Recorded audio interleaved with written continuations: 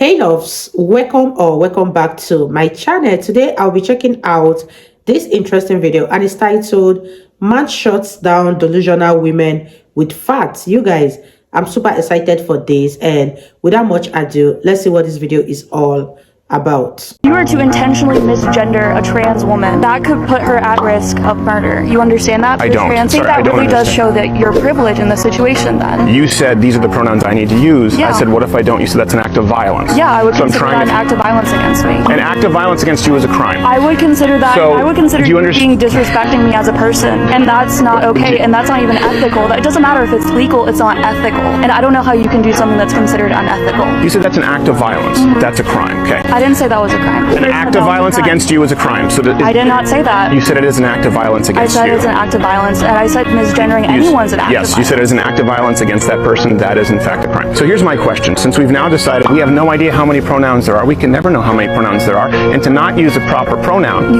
is an act of violence against them. Did you ask my pronouns before you sat down? No, I didn't ask your pronouns because I haven't referred to you with pronouns. You didn't ask my pronouns though. You just said you can ask. Yeah, you can ask. What are your pronouns? But you didn't ask. I'm not into touching, okay? I'm not into, okay. Put that out front. I'm no touching, no touching. No touching, I won't touch you. Gorgeous. And then we start walking. Yeah. Ooh, who is this? I'm sorry, I can't do this. I can't do it. I'm sorry. I'm a man of God, I can't do this. Oh, no. I love those people, I pray for them. I would never do anything to hurt them or condemn them. But men are not supposed to dress like women. I'm not gonna go along with that. It's time to stand up and be a man of God. An opinion you have that might piss some people off. Okay, I don't think the trans movement is about safeguarding people's ability to express their gender.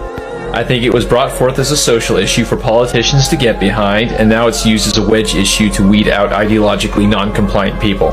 To that end, I think it deliberately empowers the most emotional and dogmatic people, like those going after J.K. Rowling and Dave Chappelle.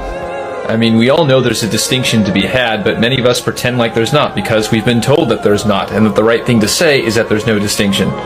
It reminds me of Orwell's 1984, where he's being tortured and repeatedly asked how many fingers are being held up, and ultimately the right answer is whatever the state says there is.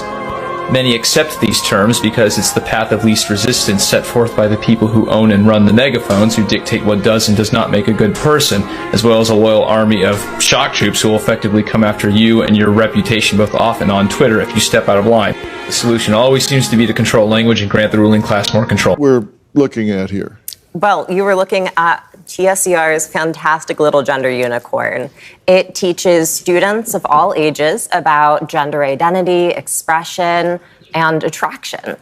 It teaches them that everything is on a spectrum and they should be able to explore and express themselves. Can you imagine? Wow, you guys, I don't even know how to digest this.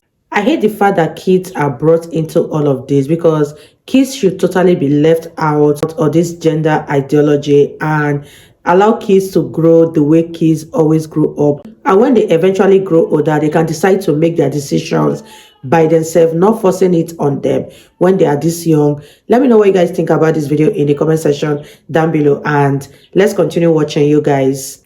And you say that this is appropriate beginning in kindergarten. I mean, I've worked with parents who brought it into preschools even. I see you nodding your head at that. I'm sure you're very excited about it.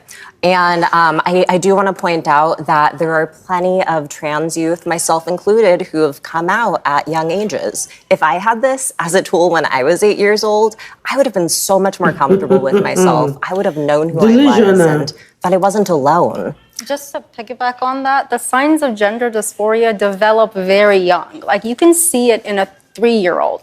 And by the time they're 4, their gender identity is pretty much solidified. This is why so many people are scared to send their kids to public school. It's a known fact that a child's experience in the first 5 years of their life has been shown to have a significant impact on the developmental outcomes for the rest of their life. And this is the type of thing they're being exposed to. So you will see the signs of someone who's not happy with the gender they're born with very little. Actually, that's not true.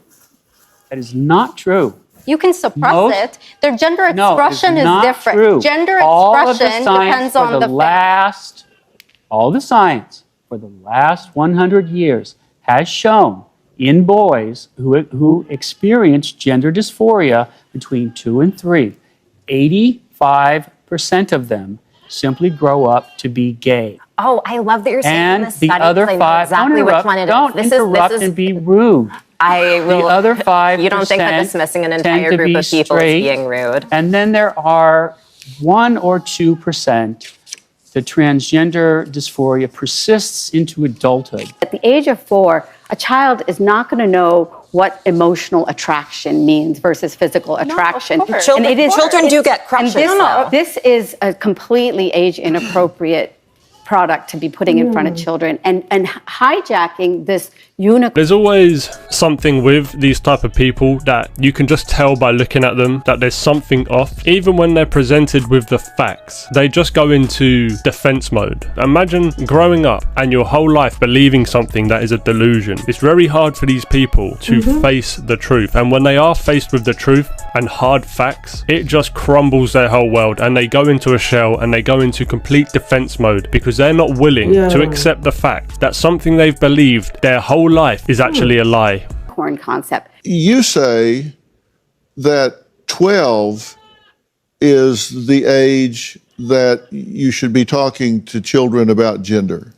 So the gender dysphoria develops very early in life, but between the ages of 4 and 6, children think very concretely about the world around them. They see black and white. Oh, girls are supposed to have long hair and boys are supposed to have short hair. And that's solidified in their minds, and they can't see any other thing. It really isn't until, and their perception of the world is shaped by what they see in their family, what they see on TV. It isn't until 6 or 7 when they start to think more abstractly about things. Oh, maybe girls can have short hair or boys can have long hair. It isn't until that age that you could start talking to them about it. But it should be puberty. Because if they go through puberty in the wrong gender, it's going to cause a lot of psychological turmoil. turmoil. You just made the point, though, that 4 is much too young to have these conversations. I never said have the conversation at 4. I said the signs of gender dysphoria. She is promoting the conversation at 4. What these people really need is another grown-up friend to talk to, because all they're doing is pushing their own insecurities on these young kids. That's all they're doing. I mean, this woman basically just said kids should be taught before they go through puberty, so she's advocating transitional surgery for kids before they hit the age of 12 and 13? What if they change their mind after puberty? You've done irreversible damage to the kids who weren't even adults when you influenced them to go through this life-changing surgery, which could potentially ruin their lives forever. Anyway, here's a little bit of proof. Wow, you guys, this sickens me so much that this whole discussion is centered around kids. I don't even know what to say. I can't change what is going on in the Western world. But I hope that the government stop to push these ideologies in public schools, because this is going to harm a lot of kids. And let me know what you guys think about this in the comment section down below. And let's wrap this video up, you guys.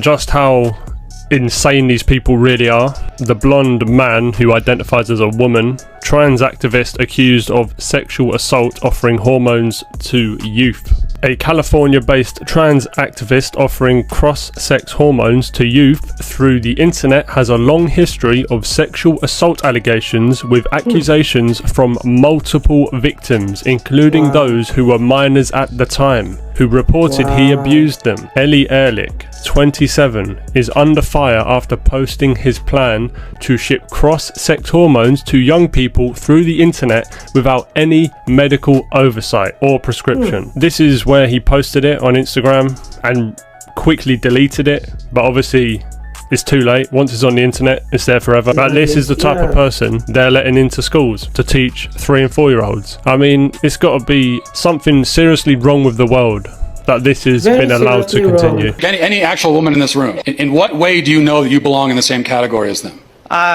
I know because they tell me. So here was the... You need them to tell you what you are? Women, yes. I trust the opinions of the women around me. And if most it's women, incredible. You might try it sometime. If most women voted and said they don't see you as a woman, would you say I'm not a woman anymore? If who? If most women voted and said they don't see you as a woman anymore, would you then relent and say I'm not a woman? I would say most people on the planet have no idea who I am. I'm going to trust the opinions of the people who've spent their lives with me. So but you are relying on other people to tell you who you are, is what we're establishing. For context, I know you like to say everybody's rah-rahing and supporting transgender people and yet they're still killing themselves, etc. But I'm standing here in a room full of people applauding you and asking questions like, how can I put out legislation here in New Mexico, my home state I grew up in, to try to reverse transgenderism? I'm not safe. And how are you not safe? You just said you're standing in a room with people who disagree with you and you're perfectly fine. So how are you not safe? Exactly. Okay, look, we're going round and round. You don't want to answer any of the questions. Maybe we'll end with this because we're talking about womanhood. So people can probably shout out the question I'm going to ask you right now. Okay. But you know that you're a woman. Yes. What is that? So gender is a social thing. It only I don't makes want to hear sense. that. What is a woman? What is a woman? What is a woman? The word woman, define in the dictionary. Go. A woman is somebody who is included and respected and seen and participates in society, recognized by other women.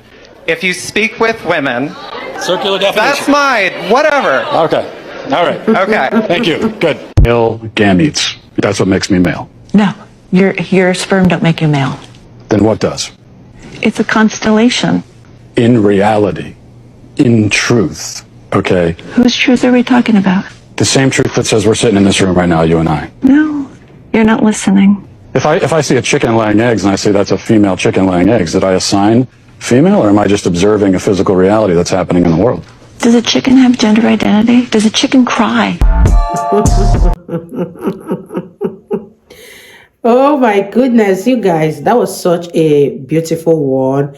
And one thing is that if you depend on someone to always remind you that you are a woman, if you depend on others to validate your existence as a woman, that means something is seriously wrong. And let me know what you guys think about this video in the comment section down below. And I'll see you all in my next video. Bye, guys.